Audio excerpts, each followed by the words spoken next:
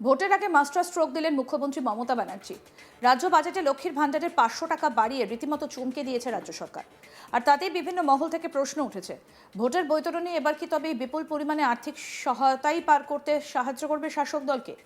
আর এরই মাঝে প্রশ্ন তুলেন বিজেপি নেতা অর্জুন সিং। তিনি বলেন, লক্ষ্মীর ভাণ্ডারও নেবে এই সরকারকে, বিদায়ও দেবে এই মায়েরাই দিদিরাই। রাস্তায় তো দেখা যাচ্ছে উন্নয়ন কি আছে? উন্নয়ন মানে ডাকাত, উন্নয়ন মানে চোর। দেখুন, ডক্টরের বাড়িতে ডক্টর তৈরি হয়, বেশিরভাগ এটাই আমরা দেখেছি। ইঞ্জিনিয়ারের বাড়ি থেকে ইঞ্জিনিয়ার তৈরি হয়, চোরের বাড়ি থেকে চুরি হয়। এটা বাংলার মানুষ বুঝে গেছে। কি বলেছেন বিজেপি নেতা অর্জুন সিং, শুনবো। ওতে কোনো ব্যাপার নেই, লক্ষ্মী ভান্ডারও নেবে, এই সরকারকে বিদায়ও দেবে এই মায়েরাই দিদিরাই দেবে। 15 বছরের উন্নয়নকে একটা সিনেমার মাধ্যমে প্রত্যেকটা ব্লকে ব্লকে দেখানো হয়েছে, লক্ষ্মী এলো ঘরে। তার মানেটা কি হলো? তার মানে উন্নয়ন নামে সবাই চিনে গেছে। একটা মনে আছে আপনার একটা ঘটনা, অনিল বিশ্বাস বলেছিলেন এই পাড়া কমরেড যাতে ওই পাড়ায় না ঘুরে অন্য পাড়ায় যেতে হবে। এখন তৃণমূলের অবস্থা আছে, তৃণমূলের নেতাদেরকে দেখলেই মানুষ মনে করছে আরে তো সিন্ডিকেট বালির টাকা বেশি নিয়েছে, এ তো পাথর টাকা বেশি নিয়েছে, এ তো আমাদের টাকা নিয়েছে। সেই জন্যে এখন ওই পাঁচালি ঘোরাতে হচ্ছে, এখন ওই উন্নয়নের বই ঘোরাতে হচ্ছে। আর বই ঘোরানো তো দরকার নেই, রাস্তায় তো দেখা যাচ্ছে উন্নয়ন কি আছে। উন্নয়ন মানে ডাকাত, উন্নয়ন মানে চোর। দেখুন, ডক্টরের বাড়িতে ডক্টর তৈরি হয় বেশিরভাগ, এটাই আমরা দেখেছি। ইঞ্জিনিয়ার বাড়ি থেকে ইঞ্জিনিয়ার তৈরি হয়, চোরের বাড়ি থেকে চোরই তৈরি হবে। এটা বাংলার মানুষ বুঝে গেছে। পার্থ চ্যাটার্জিকে আবার বিধানসভায় তাকে তার মানে এটা তো আমি যেটা কথা বললাম কি, চোরের বাড়িতে চোরই তৈরি হয়। তো পার্থ চ্যাটার্জিকে নামের ওয়াস্তে তখন দূরে রেখেছিল, আবার তাকে জায়গা দিয়ে দিয়েছে। আবার চুরি করার যে কায়দাটা উনি চুরি করেছিলেন, সে কায়দাতে কোটি কোটি টাকা পার্টির কাছে গেছে, মমতা ব্যানার্জির কাছে গেছে, ভাইপো কাছে গেছে। সেই কায়দা জানার লোক তো তৈরি করতে সময় লাগবে, এই জন্য আবার রেডিমেড লোককে আবার নিয়ে আসা। দীর্ঘদিন ধরেই রাজ্য সরকারি কর্মীদের বকেয়া ডিএ নিয়ে রাজ্য রাজনীতিতে চাপানোতর চলছে। আদালতের বাইরে যেমন আন্দোলন, তেমনি আদালতের ভেতরেও আইনি লড়াই। এই দুয়ের মধ্যেই ঠিক বিধানসভা ভোটের মুখে বড় নির্দেশ দিল দেশের শীর্ষ আদালত। সুপ্রিম কোর্টের রায় অনুযায়ী আগামী 31শে মার্চের মধ্যে রাজ্য সরকারি কর্মীদের 25% মহার্ঘ ভাতা বা ডিএ প্রদান করতে হবে। এই রায়কে কেন্দ্র করে রাজনৈতিক মহলে শুরু হয়েছে জোর চর্চা। এই আবহেই ব্যারাকপুরে সংবাদ মাধ্যমের মুখোমুখি হয়ে সুপ্রিম কোর্টের রায়কে স্বাগত জানান ব্যারাকপুর লোকসভা কেন্দ্রের প্রাক্তন সাংসদ তথা বিজেপি নেতা অর্জুন সিং।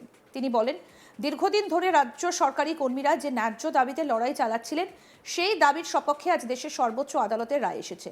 তার দাবি, এই রায়ে রাজ্য সরকারের জন্য বড় ধাক্কা এবং একই সঙ্গে রাজ্য সরকারি কর্মীদের ন্যায্যতার জয়। তিনি বলেন, মমতা ব্যানার্জি এইভাবে টাকা দেবেন না। ট্রেজারি থেকে এই টাকা তুলে দিয়ে যারা আমাদের রাজ্য সরকারের কর্মচারী আছেন তাদেরকে দিয়ে দিতে হবে। ট্রেজারিতে এই টাকাগুলো ব্লক করে দিতে হবে। না হলে মমতা ব্যানার্জি এই টাকা লুট করে ওই নিজের পার্টির লোকেদের কিভাবে সুবিধে পাইয়ে দিতে হয় তার জন্য উনি খরচ করবেন।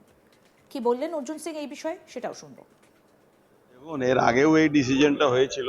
মমতা ব্যানার্জি রিভাইজ পিটিশন সরকারের কোটি কোটি টাকা, আপনার আমার ট্যাক্সের টাকা খরচ করে উনি আবার রিভাইজ পিটিশন দিয়েছিলেন।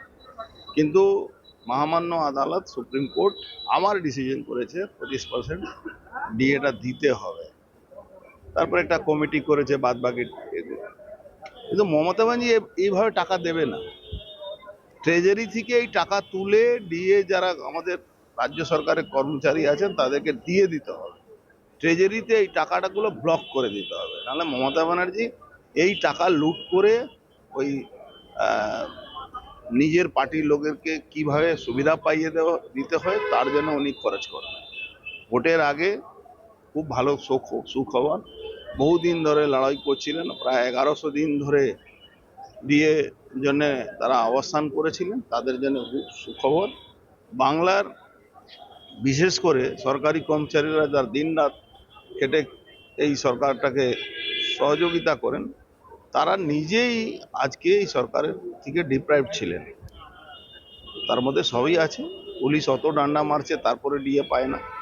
সরকারি কর্মচারীরা এখনো কিছু কিছু আছেন যারা বিএলও হয়ে তৃণমূলে দালালি করছেন, যারা মরে গেছেন, যারা চলে গেছেন তাদেরও ভোটের নাম তুলে দিচ্ছেন।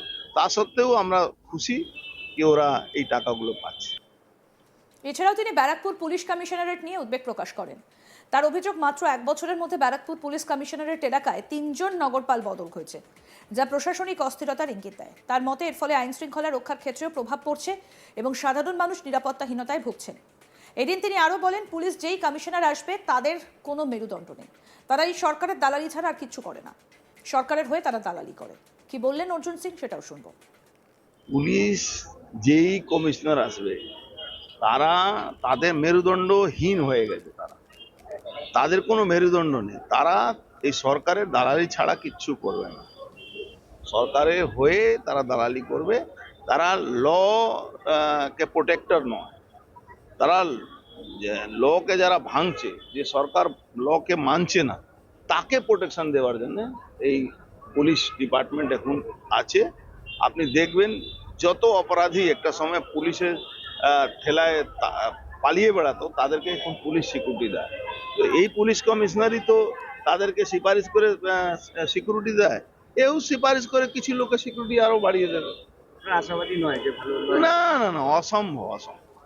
আশাবাদী, দেখুন পুলিশের নিজের মেরুদণ্ডটা শেষ হয়ে গেছে। কারণটা সরকারের তরফ থেকে তারা একটা লাভ পাচ্ছে, সুযোগ পাচ্ছে, তো সেই সুযোগের জন্য বেশিরভাগ লোক তারা মাথাটা নত করে দিচ্ছে। সুতরাং সব মিলিয়ে সুপ্রিম কোর্টের ডিএ সংক্রান্ত রায়কে ঘিরে রাজ্য রাজনীতিতে নতুন করে চাপ বাড়ছে।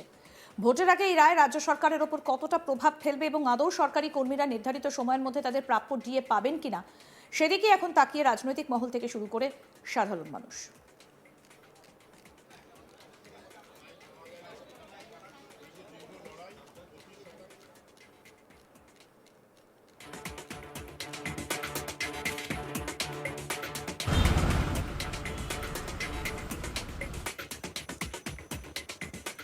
ভোটের আগে মাস্টার স্ট্রোক মুখ্যমন্ত্রী মমতা ব্যানার্জি। রাজ্য বাজেটে লক্ষ্মীর ভান্ডারে 500 টাকা বাড়িয়ে রীতিমতো চমকে দিয়েছে রাজ্য সরকার।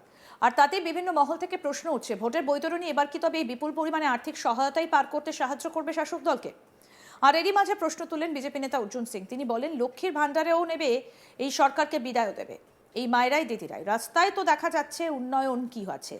উন্নয়ন মানে ডাকাত, উন্নয়ন মানে চোর। দেখুন, ডক্টরের বাড়িতে ডক্টর তৈরি হয়, বেশিরভাগ এটাই আমরা দেখেছি। ইঞ্জিনিয়ারের বাড়ি থেকে ইঞ্জিনিয়ার তৈরি হয়, চোরের বাড়ি থেকে চোরই তৈরি হবে। এটা বাংলার মানুষ বুঝে গেছে। এর পাশাপাশি অর্জুন সিং বলছেন, দীর্ঘদিন ধরে রাজ্য সরকারি কর্মীদের বকেয়া ডিএ নিয়ে রাজ্য রাজনীতিতে চাপানো তো চলছে। আদালতের বাইরে যেমন আন্দোলন, তেমনি আদালতের ভেতরেও আইনি লড়াই। এই দুয়ের মধ্যে ঠিক বিধানসভা ভোটের মুখে বড় নির্দেশ দেশের শীর্ষ আদালতের। সুপ্রিম কোর্টের রায় অনুযায়ী আগামী 31শে মার্চের মধ্যে রাজ্য সরকারি কর্মীদের 25% মহার্ঘ ভাতা বা ডিএ প্রদান করতে হবে। এই রায়কে কেন্দ্র করে রাজনৈতিক মহলে শুরু হয়েছে জোর চর্চা। আর এই আবহেই ব্যারাকপুরের সংবাদ মাধ্যমের মুখোমুখি হয়ে সুপ্রিম কোর্টের রায়কে স্বাগত জানিয়েছেন ব্যারাকপুর লোকসভা কেন্দ্রের প্রাক্তন সাংসদ তথা বিজেপি নেতা অর্জুন সিং। তিনি বলেন, দীর্ঘদিন ধরে রাজ্য সরকারি কর্মীরা যে ন্যায্য দাবিতে লড়াই চালাচ্ছিলেন, সেই দাবির সপক্ষে আজ দেশের সর্বোচ্চ আদালতের রায় এসেছে। তার দাবি, এই রায় রাজ্য সরকারের জন্য বড় ধাক্কা। আরও আপডেট পেতে দেখতে থাকুন আজ তাক বাংলা। সাবস্ক্রাইব করুন, নোটিফিকেশন পেতে বেল বাটন অপশন প্রেস করুন।